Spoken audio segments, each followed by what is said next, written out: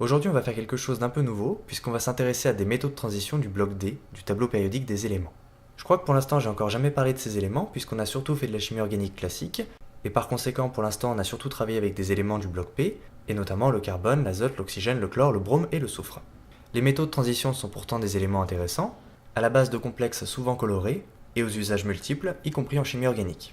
De nos jours, ces complexes de métaux de transition sont de plus en plus utilisés en catalyse, mais certains de ces complexes et de ces métaux sont utilisés directement comme réactifs, notamment pour réaliser des réactions d'oxydoréduction en chimie organique. Et pour l'instant, c'est ce qui va nous intéresser, puisque nous allons fabriquer aujourd'hui un complexe tétraédrique du chrome 6, l'ion chromate, un réactif utile pour les oxydations en orga.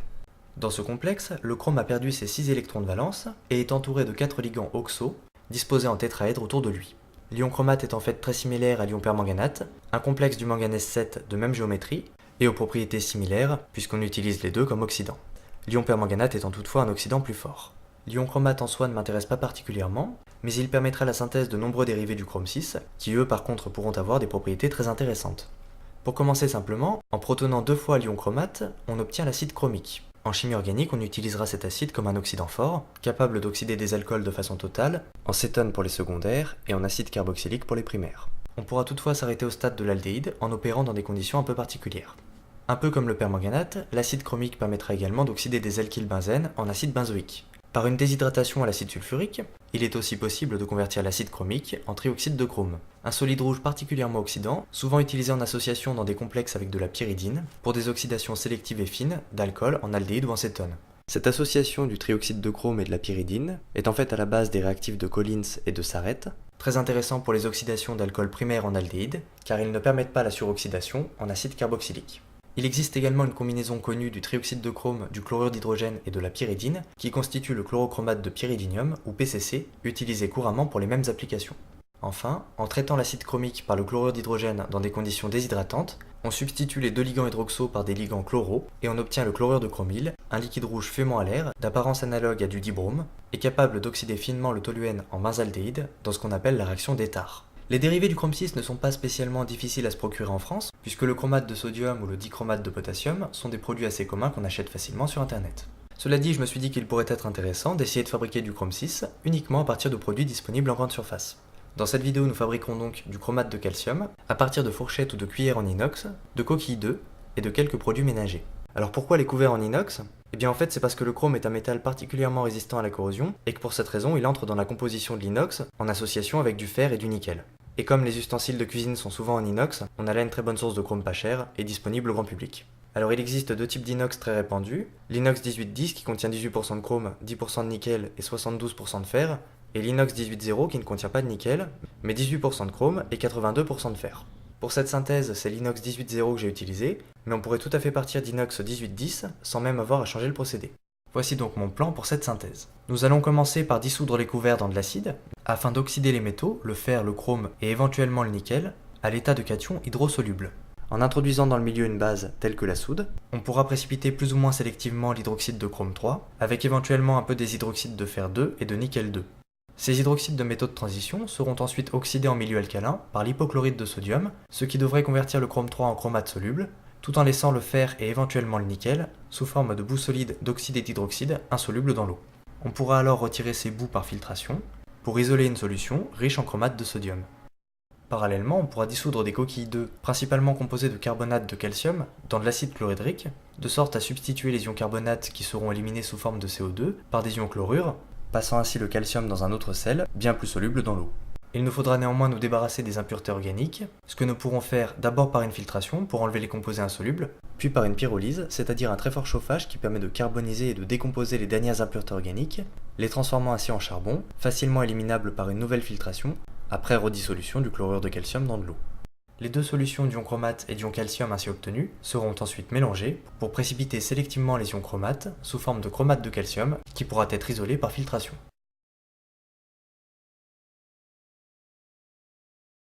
Commençons par introduire la matière première dans un bécher, soit 86,9 g d'inox ou 4 cuillères, et couvrons les cuillères de 600 ml d'acide chlorhydrique à 23%, ce qui sera plus que suffisant pour dissoudre tout le métal.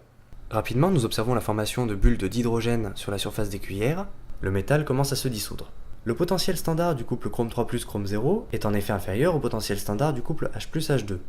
La réaction que nous faisons ici, qui est l'oxydation du chrome métallique par les protons, a par conséquent une bonne constante thermodynamique, en l'occurrence de 10 puissance 79, ce qui est très supérieur à la valeur limite qu'on se pose souvent de 10 puissance 4 pour trancher et dire si une réaction est quantitative ou non. Cette réaction est donc particulièrement avantagée thermodynamiquement. Le fer se dissoudra ici également sans problème, avec une constante d'équilibre de 10 puissance 16, et pour ce qui est du nickel, si l'on utilise de l'inox 1810, la dissolution reste assez favorable avec une constante thermodynamique de 10 puissance 9. Notons que de toute façon, ces équilibres sont déplacés par le départ du dihydrogène du milieu réactionnel qui ne possède pas une très grande solubilité dans l'eau. La dissolution des métaux sera donc totale et relativement propre puisque le seul sous-produit de la réaction est gazeux. Au bout d'une dizaine de minutes, on observe que la solution prend déjà une très belle teinte verte. Comme le fer 2 n'est pas particulièrement coloré et qu'il n'y a pas non plus de nickel 2 dans la solution puisque j'utilise de l'inox 18-0, l'apparition de cette couleur intense s'explique d'après moi par la formation de ce complexe du chrome 3 avec 2 ligands chloro en transe dans la sphère de coordination. Cela dit, d'autres complexes peuvent également se former, comme par exemple ce complexe vert pâle, avec un seul ligand chloro dans la sphère de coordination, ou encore ce complexe violet, où le chrome n'est coordonné que par des molécules d'eau. La formation de ces deux complexes reste en revanche assez minoritaire, dans les conditions très concentrées en ion chlorure de notre réaction.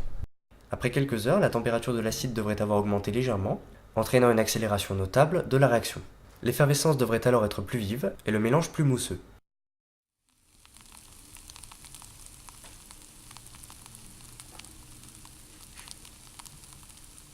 Au bout d'1 ou 2 jours dans l'acide, l'effet de la corrosion devrait commencer à être bien visible sur les cuillères et particulièrement sur les parties les plus fines. Lors de ma première tentative avec une fourchette, ce sont également les dents qui ont disparu en premier. Au bout d'une bonne semaine dans l'acide, tout le métal devrait finalement s'être dissous. Nous pouvons donc peser 100 g de soude, soit un léger excès par rapport au chrome, pour passer à la déprotonation des complexes. En effet, les molécules d'eau dans la sphère de coordination du chrome, c'est-à-dire les molécules d'eau en interaction directe avec le centre métallique, possèdent une certaine acidité. Pour le comprendre facilement, on peut se représenter l'interaction comme étant purement covalente. Considérons une molécule d'eau et un ion chrome 3. Dans le modèle d'une interaction covalente, l'eau va investir son doublet non-liant dans ce qu'on appelle la sigma-donation pour former la liaison de coordination métal-ligand. Et bien dans ce modèle covalent, nous transférons donc une partie de la charge du chrome sur la molécule d'eau, en formant un oxonium, c'est-à-dire un oxygène à 3 pattes positif, qui a une acidité bien supérieure à celle de l'eau. En réalité, cette liaison n'étant pas purement covalente, la molécule d'eau sur le métal n'est pas aussi acide qu'un vrai oxonium, mais son pKa est tout de même de l'ordre de 3 ou 4, ce qui correspond à une acidité légèrement plus forte que celle d'un acide carboxylique classique. Il sera donc très facile de déprotoner cette molécule d'eau avec une base telle que la soude, pour former un ligand hydroxo, et ainsi diminuer la charge du complexe. Nous pourrons donc déprotoner 1, puis 2, puis 3 ligands aqua, pour former un complexe de charge nulle, l'hydroxyde de chrome 3, qui n'étant pas chargé est peu soluble dans l'eau. Des réactions d'olation et d'oxolation peuvent également se produire, car les ligands hydroxo, contrairement à l'eau, sont pontants, c'est-à-dire qu'ils peuvent lier les centres métalliques, en formant de grosses structures neutres qui précipitent également facilement. Évidemment, le fer 2 et éventuellement le nickel 2 peuvent également précipiter, mais ces ions étant moins chargés, les molécules d'eau les coordonnant sont moins acides, et le chrome 3 sera en fait déprotoné en premier. Les constantes thermodynamiques de ces réactions dans le sens qui nous intéresse sont données par l'inverse des produits de solubilité des hydroxydes métalliques, et nous repérons ici que le chrome a la constante thermodynamique la plus avancée. Il est donc possible de le précipiter sélectivement en introduisant la quantité adéquate de soude. J'ai choisi néanmoins de mettre un léger excès de soude par rapport au chrome pour pallier à l'imprécision de ma mesure du volume sur l'acide chlorhydrique à la première étape. J'ai choisi d'introduire la soude sous forme solide dans le bécher pour éviter d'augmenter excessivement le volume total de liquide. Il faut en revanche aller très doucement et maintenir une bonne agitation pour laisser le temps à la soude de se dissoudre et à la chaleur de se dissiper. Une légère ébullition pourra éventuellement se produire, mais en allant suffisamment doucement, tout reste sous contrôle et le liquide ne déborde pas du bécher. Après addition des 100 g de soude, la mixture devrait prendre une consistance visqueuse et un aspect opaque suite à la précipitation des complexes de charge nulle. À ce stade, on pourra facilement isoler l'hydroxyde de chrome 3 par une simple filtration. Dans ce cas particulier, je recommande l'utilisation de la filtration sous gravité et non de la filtration sous vide, car comme vous pouvez le voir sur ces images, le mélange est extrêmement visqueux et les particules suffisamment fines pour obstruer les pores de mon frité. Le but de cette filtration, c'est de séparer l'hydroxyde de chrome 3 de tout le liquide aqueux qui est maintenant pratiquement saturé en sel, mais qui contient également de grosses quantités de fer 2 et éventuellement de nickel 2. En retirant à cette étape toute cette phase aqueuse, on réalise déjà une première séparation des métaux. En passant tout le contenu du bécher au filtre à café, on récupère déjà une bonne quantité d'une boue noirâtre, enrichie en chrome. On rincera les parois du bécher avec un peu d'eau afin de récupérer un maximum de produit, et on effectuera également plusieurs rinçages du solide dans le filtre pour le laver le mieux possible de toute cette solution saline dont il est encore imbibé. Si le liquide qui s'écoule à travers le filtre est encore vert, il faut poursuivre ces étapes de lavage car c'est qu'il reste encore des métaux de transition indésirables dans la boue. Je crois que j'ai dû procéder à une bonne dizaine de lavages par 100 ml d'eau à chaque fois avant d'obtenir le filtrat incolore souhaité. A ce stade, on a retiré toute la solution de fer 2 qui imprégnait encore la boue et on peut passer à la suite. Le précipité d'hydroxyde de chrome 3 bien rincé est réintroduit dans le bécher de 800 ml, dans lequel nous allons pouvoir procéder à son oxydation. Pour cette oxydation, nous allons nous placer en milieu alcalin, en ajoutant directement à la boue dans le bécher 45 g de soude solide. Comme nous n'avons pas séché la boue à l'étape précédente, il y a en fait déjà suffisamment d'eau dans le mélange pour qu'avec un peu d'agitation, la soude s'y dissolve intégralement. On observe alors la redissolution partielle du complexe de charge nulle et la fluidification du mélange. En effet, au stade où nous nous étions arrêtés à la précédente précipitation, nous n'avions déprotoné que 3 des 6 ligands aqua sur le complexe du chrome. Mais ici, avec l'ajout de cette soude supplémentaire, la déprotonation va plus loin et on forme de nouveaux ligands hydroxo sur le complexe qui développent une charge négative. Comme le complexe devient chargé, sa solubilité dans l'eau augmente, d'où la redissolution observée. Nous allons maintenant oxyder le complexe du chrome 3 en ion chromate.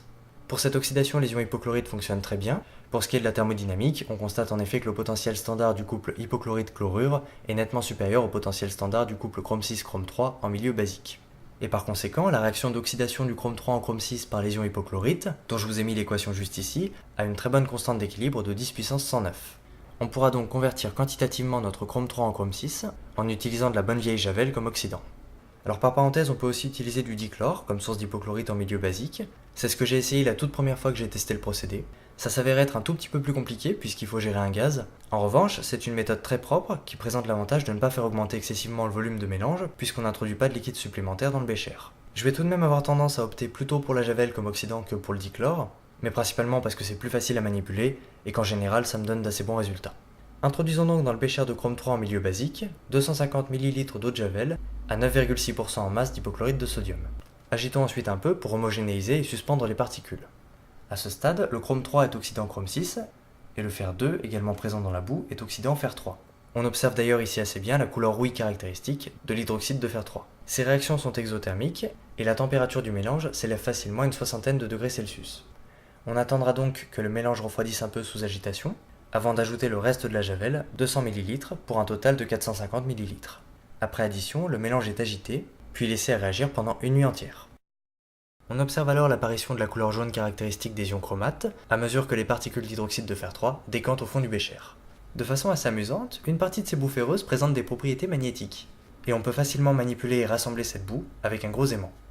Pour nous débarrasser de ces particules ferreuses et isoler notre solution de chrome 6, nous allons procéder à une filtration sous vide. Le mélange est donc reporté dans un Buchner et passé à travers une plaque de verre frité. Pour cette filtration, je préfère en effet utiliser du verre frité, inerte chimiquement, plutôt qu'un filtre en papier qui pourrait ne pas résister à ces conditions basiques et oxydantes. Au cours de cette filtration, on sépare des particules ferreuses un filtrat limpide, dont la très belle couleur jaune témoigne de la présence d'ions chromates. On pourra toutefois s'assurer qu'il s'agit bien de chromates, en plaçant dans un tube un petit échantillon du filtrat et en y ajoutant quelques gouttes d'acide chlorhydrique. Sous l'influence du milieu acide, il se produit une réaction d'oxydation entre les ions chromates jaunes, qui donne naissance à des ions dichromates orange. Si maintenant dans ce chrome 6 acidifié nous introduisons un réducteur, par exemple un peu d'éthanol, susceptible de s'oxyder en éthanal, nous observons la réduction du chrome 6 en chrome 3 et l'apparition d'une belle couleur verte. Par parenthèse, c'est cette même réaction qui est utilisée dans les alcotests pour détecter l'alcool. Et en l'occurrence, je m'en sers plutôt ici pour détecter le chrome 6.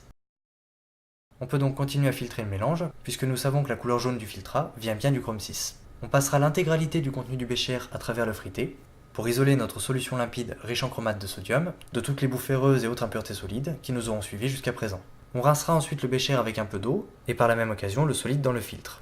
Encore une fois, ces étapes de lavage sont indispensables car de grosses quantités de chrome 6 sont piégées dans la boue. Je recommande de réaliser au moins 4 lavages par 25 ml d'eau pour récupérer la majorité du chromate hydrosoluble. À l'issue de ces 4 lavages, la couleur jaune du chrome 6 sera sûrement encore présente dans le filtrat, mais ne vous laissez pas tromper, le chromate est particulièrement coloré et les quantités restantes dans le Buchner sont en fait très faibles. On peut alors casser le vide et retirer le filtre, dont le contenu sera récupéré et par la suite traité comme un déchet toxique. C'est sur le filtrat que nous continuerons à travailler. Au cours de cette étape, nous avons retiré la petite portion de fer qui nous avait suivi jusqu'à maintenant, et nous avons isolé une solution qui ne contient que le chrome comme métal de transition. Il va cependant nous falloir concentrer cette solution. Pour ceci, nous allons évaporer une partie du solvant. L'Erlenmeyer de chrome 6 est donc placé sur une plaque chauffante et couvert d'un adaptateur permettant d'éviter les éclaboussures. L'ensemble est maintenu en place par une potence et la plaque chauffante est allumée. Alors que le mélange s'échauffe, des particules se mettent à danser dans le flux de la convection. Ces particules sont en fait un peu d'hydroxyde de fer résiduel qui a réussi à passer le frité, mais dont nous nous débarrasserons aux étapes suivantes.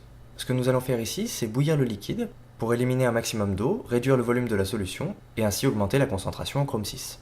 Au bout d'un certain temps, du sel commence à précipiter et l'ébullition devient plus violente.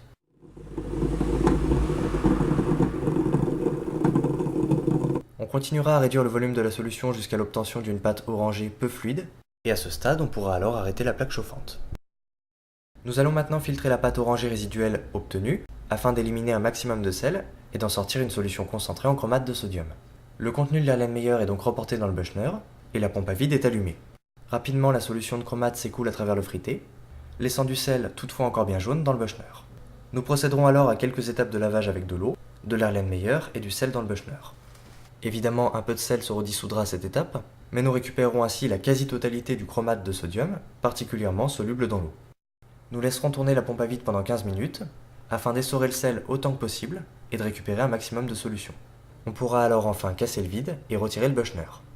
La solution obtenue à l'issue de cette filtration reste néanmoins toujours trouble, car les particules d'hydroxyde de fer continuent à passer à travers le frité. Mais nous allons maintenant procéder à un réajustement du pH, au cours duquel précipiteront quelques dernières impuretés, ce qui nous conduira à réaliser une dernière filtration, qui pour le coup éliminera les résidus de fer. En effet, à ce stade, le pH de la solution est fortement basique, et il nous faut le ramener au neutre avant de procéder à la suite. L'Erlenmeyer est donc placé sur un agitateur magnétique, et nous y introduisons un barreau aimanté. L'agitateur est ensuite mis en marche, et de l'acide chlorhydrique est ajouté à la pipette Pasteur sous agitation pour ramener le pH au neutre. J'ai constaté qu'au cours de cette étape, des sels avaient tendance à précipiter une fois le pH aux alentours de 7. Je recommande toutefois de tester le pH de la solution pour s'assurer qu'on ait bien un pH neutre et qu'on n'a pas mis trop d'acide. Si tout est bon, nous n'avons plus qu'à filtrer le mélange pour nous débarrasser du précipité. Le contenu de l'Erlenmeyer est donc reporté dans le frité et la pompe à vide est allumée. La solution de chromate s'écoule rapidement à travers le filtre, laissant derrière le précipité et les particules ferreuses. L'Erlenmeyer est ensuite rincé avec un peu d'eau, et cette eau est introduite dans le filtre pour rincer également le solide et limiter les pertes mécaniques. Cette filtration se fait relativement bien, et il est facile d'essorer le solide de toute la solution de chromate qu'il contient. Finalement, on peut couper la pompe, retirer le Buchner et récupérer l'Erlenmeyer. Nous avons ainsi préparé notre première solution de chromate de sodium. Préparons maintenant la solution d'ion calcium. Pour cette solution, j'ai décidé que j'allais extraire le calcium d'un déchet alimentaire et que j'allais utiliser des coquilles d'œufs, principalement composées de carbonate de calcium, comme point de départ. Introduisons donc dans un grand bécher environ 200 ml d'acide chlorhydrique à 23% et ajoutons-y doucement les coquilles jusqu'à neutralisation.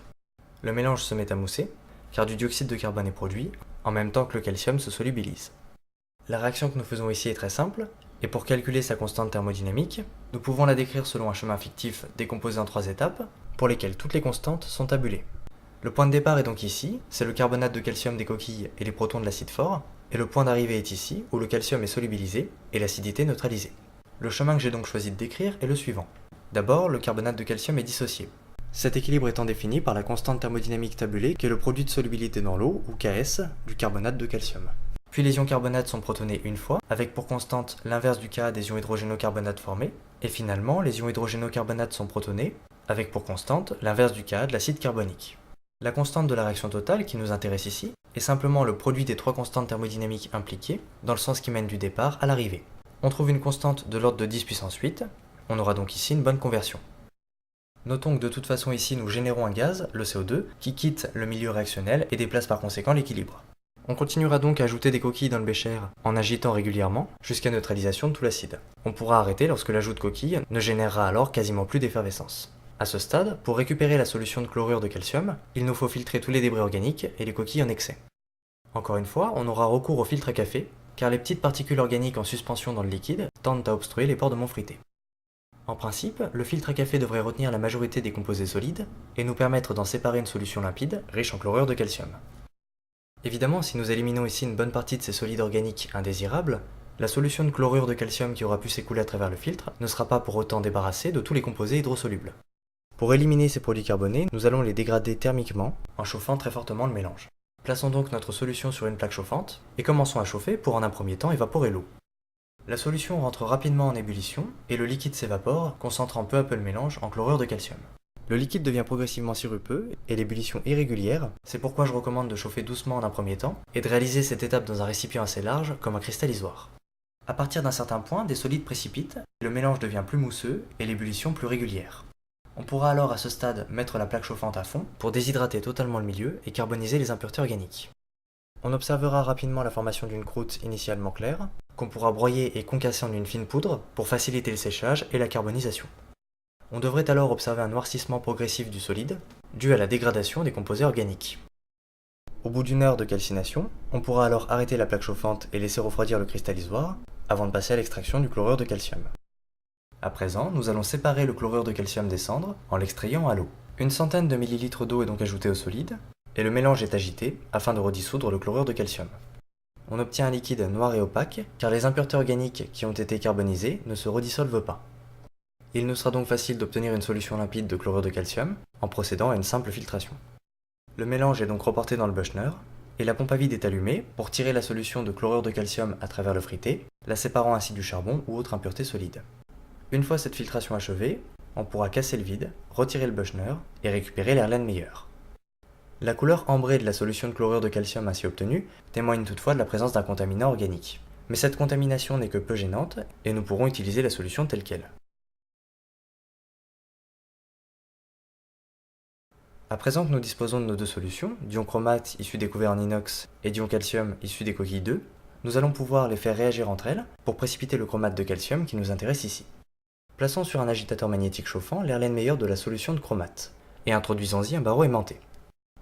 Mettons en route l'agitateur, et dans la solution de chromate ainsi agitée, introduisons le contenu de l'autre Erlenmeyer de chlorure de calcium. On observe instantanément la formation du chromate de calcium, produit par la réaction de précipitation suivante. Encore une fois, pour ce qui est de la thermodynamique, on aura facilement accès à la constante d'équilibre, qui n'est ni plus ni moins que l'inverse du produit de solubilité du chromate de calcium. Cette constante est en l'occurrence de l'ordre de 10 puissance 3, ce qui n'est pas particulièrement bon. Cette étape de précipitation du produit ne sera donc pas totale. On pourra néanmoins améliorer un peu l'équilibre en chauffant la solution, car de façon assez exotique, la solubilité du chromate de calcium diminue avec la température.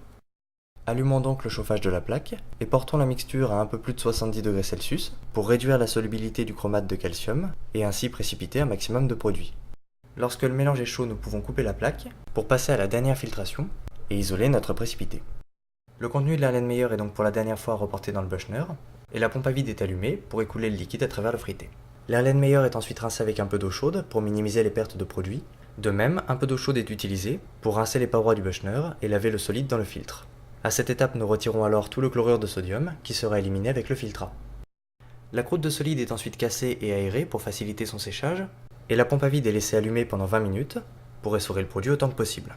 Suite à ça, nous sortons le Buchner et nous le mettons à sécher.